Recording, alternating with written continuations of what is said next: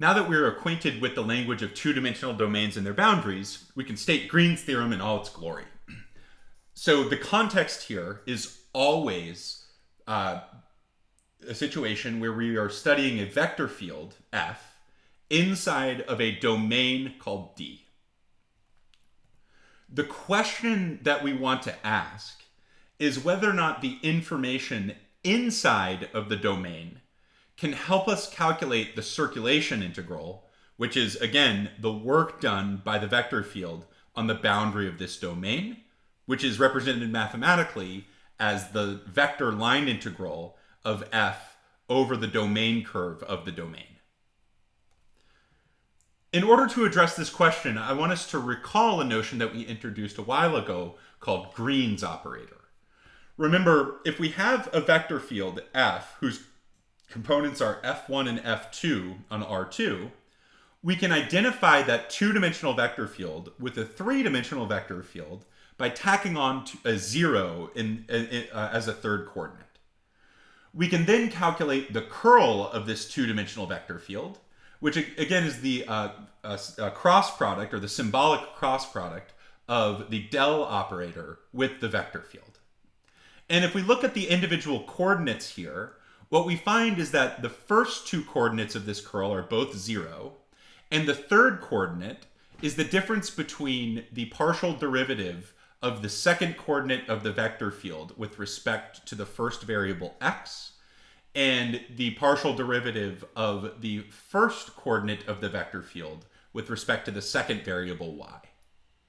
So the cross product, or the curl of a two-dimensional vector field is the vector 0, 0, partial of f2 with respect to x, minus partial of f1 with respect to y. So this is what allows us to study the notion of curl in two dimensions. So this last component, partial of f2 with respect to x minus partial of f1 with respect to y, is an important object, and I think it deserves a name. So traditionally, I have called this scalar quantity the Green operator of a vector field. This is not notation that you'll find many other places, but I've always found it to be useful notation. So I like to define GRN of f as the partial of f2 with respect to x minus the partial of f1 with respect to y.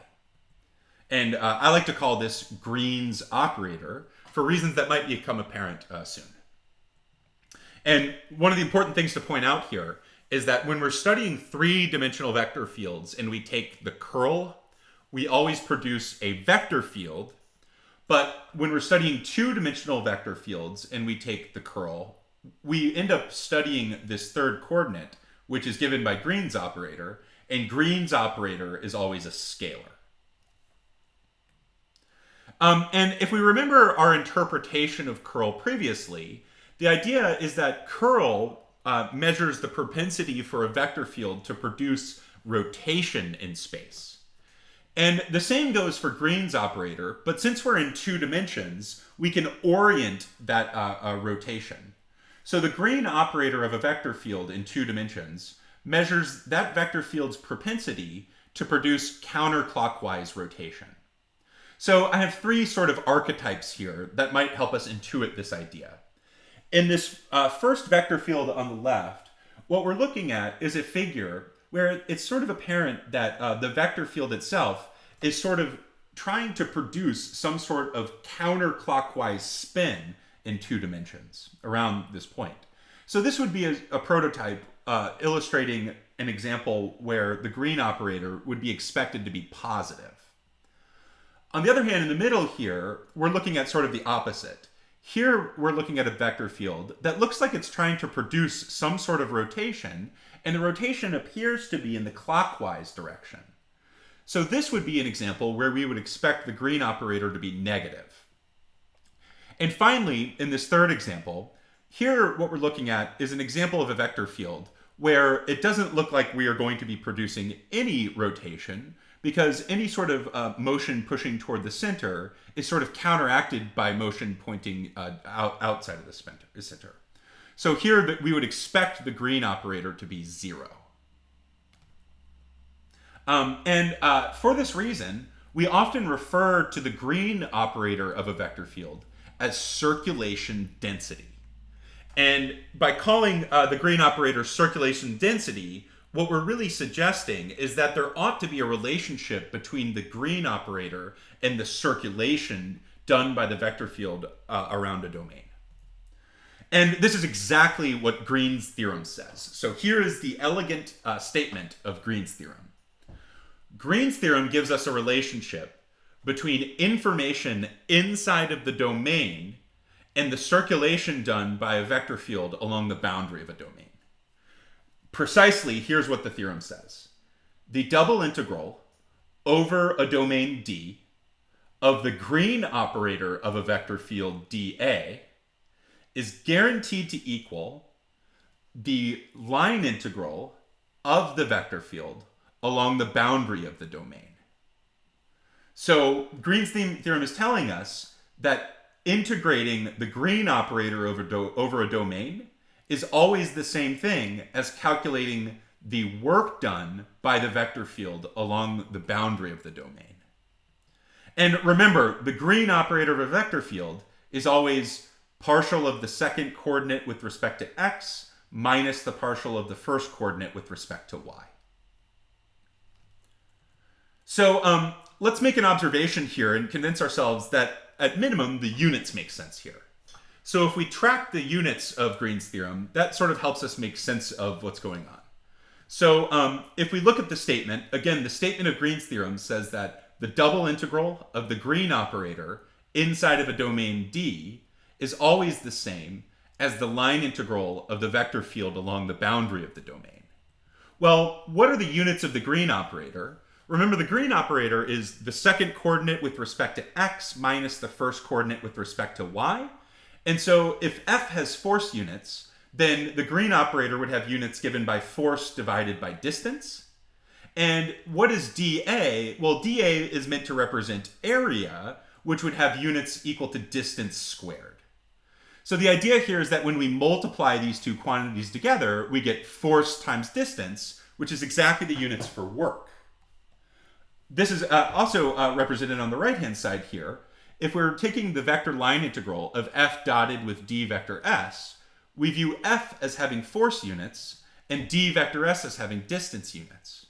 So this would end up having units force times distance, which is exactly the units of the circulation of the force f around the domain D. Remember, circulation around D is exactly the work done by the vector field on the boundary of D. And it's also, I should also mention here that Green's theorem is written in many different ways. If we write Green's theorem down in coordinates using what differential form notation, which we introduced when we talked about line integrals earlier, we would write it as the double integral over D of the second coordinate of the vector field with respect to x minus the first coordinate of the vector field with respect to y. That would be a double integral dx dy, or dy dx, depending on how we set up the iterated integral. And Green's theorem says that integral is equal to the vector line integral of f dotted with d vector x, which is in differential form notation represented as f1 dx plus f2 dy. Okay, so let's look at some examples now. So here we're looking at the same example we were studying earlier, where again I've carried over the typo. This 2 should be a 4, and I will fix that in the slides.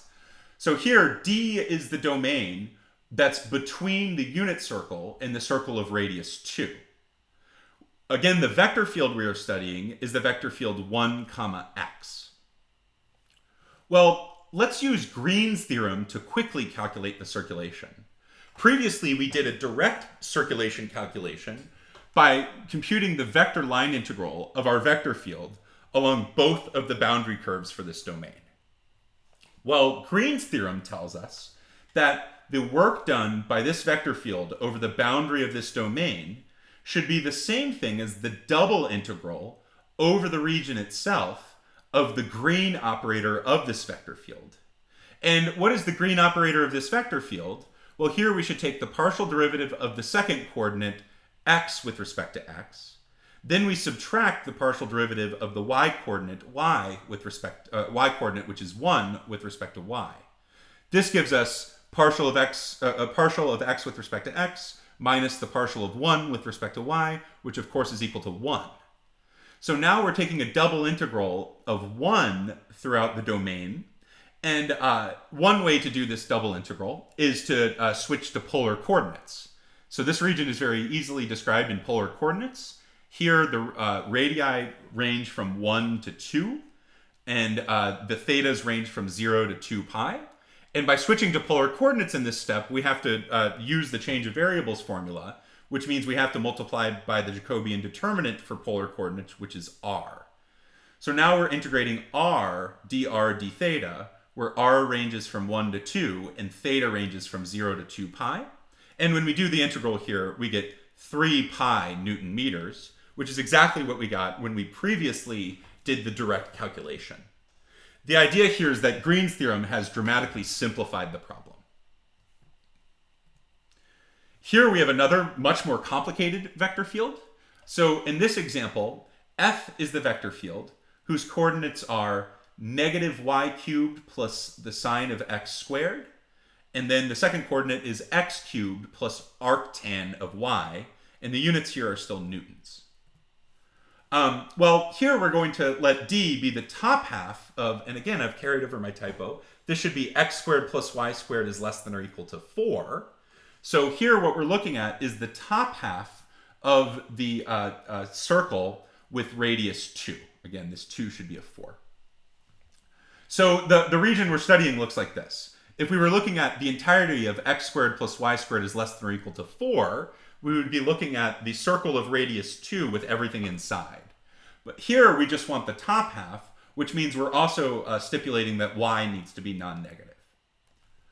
Well, if we wanted to maybe calculate the circulation of F around this domain, what we would need to do is we would need to do 2 different vector line integrals. We'd have to calculate the vector line integral of our vector field around the first part of the domain of the boundary domain, which is this circular part, and then we'd need to figure out the vector line integral of this vector field along the bottom part of the boundary, which is this part of the x-axis. We want to avoid that complicated calculation, so instead we're going to switch and use Green's theorem. Green's theorem says all we really need to do is take a double integral of the Green operator throughout this region. Well, what is the Green operator of this vector field? It's the derivative of the second coordinate with respect to x minus the derivative of the first coordinate with respect to y. So now we're taking the derivative of x cubed plus arctan y with respect to x, which of course is 3x squared. Then we subtract off the partial derivative of negative y cubed plus sine of x squared with respect to y, which of course is 3y squared. So the Green operator of this vector field is much simpler than the vector field itself. Here we're just looking at 3x squared plus 3y squared. So now, according to Green's theorem, the circulation of this complicated vector field along the boundary of this domain is given by the double integral of the Green operator throughout the domain. And now we just have an ordinary double integral on our hands. We want to take the double integral of 3x squared plus 3y squared over this domain dA. And the easiest way to do this is to switch to polar coordinates. This region is conveniently described in polar coordinates by allowing the radius to run from 0 out to 2, and by allowing theta to range from 0 to only pi here, because we're only looking at the top half of this circle. So when we switch to polar coordinates, 3x squared plus 3y squared becomes 3r squared. And since we are switching to polar coordinates, we need to multiply by r. When we do the calculus here, we end up with 12 pi Newton meters. Here's a third example. So in this example, we're defining a region D by this figure. Here we're looking at the region enclosed by the curves y equals x squared and y equals the square root of x. Well, one thing to note here is that y equals x squared equals y equals square root of x when x is equal to 1. The vector field in question here has coordinates given by x squared minus 5y squared plus y and 10xy minus x minus 4y. So if we wanted to calculate the circulation of this vector field around this region, we would need to parameterize our two boundary curves with the appropriate orientations, and then we would need to calculate the work done by this vector field on those two boundary curves and add them up. But the data here looks quite complicated. First of all, the vector field has somewhat complicated coordinates, and also we have two different boundary curves. Green's theorem says, well, by just looking at the green operator, we might be able to simplify our calculation. The green operator of this vector field is the partial derivative of the second coordinate with respect to x minus the partial derivative of the first coordinate with respect to y. Well, the partial derivative of 10xy minus x minus 4y with respect to x ends up being 10y minus 1. And then the partial derivative of x squared minus 5y squared plus y ends up being negative 10y plus 1. So the difference here ends up being 20y minus 2.